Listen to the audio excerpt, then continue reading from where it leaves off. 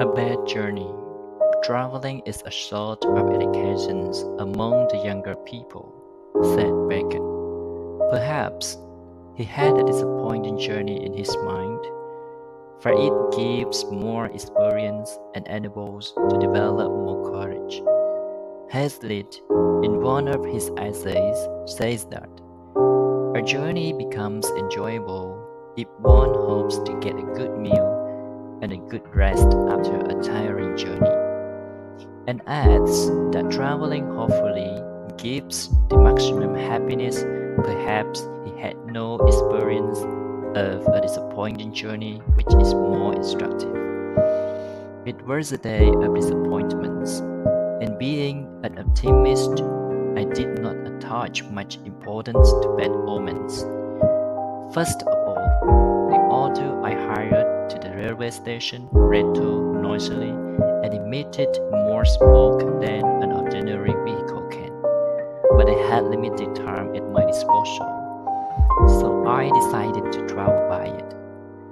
After a short distance, I was panting like an extremely tired person and came to a sudden stop. It was the first disappointment. Somehow I reached the station jumping into another auto, but I found a long queue at the ticket counter. There were only a few minutes for the train to leave, yet there was no hope of reaching the ticket window. This was the second disappointment. I decided to travel without ticket and pay the fare. Boarding the train was itself an ordeal. Despite my howdy body, I was sandwiched, and my luggage was mercilessly trampled upon. Still, I managed to wriggle into a corner. There I found some persons smoking cigarettes, and I could not rather stand the smell, nor could I move an inch. I covered my nose with my handkerchief, but the bad smell was choking me. As expected, the ticket checker came, and I willingly told him about my inability to buy the ticket.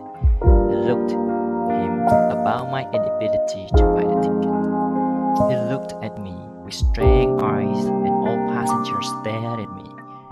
The ticket checker was not going to allow me to travel, but I protested and told him that if a passenger was prepared to pay the fine, he could be allowed to travel. After much discussion, I convinced him and heaved a sigh of relief. As I reached my destination, I was thanking God. I was thinking that I would meet my uncle and aunt with a broad smile, and their hospitality would make me forget the ordeals of the journey. I was dreaming of it while the rickshaw puller was pulling the vehicle in a half-asleep manner. To my great disappointment, I found that my uncle and aunt had gone to Chennai for a month, and the house was locked. This was the greatest disappointment. I did not have much money for a return trip. I did not want to record this disappointment journey further because that makes me extremely sad. That was a bad journey.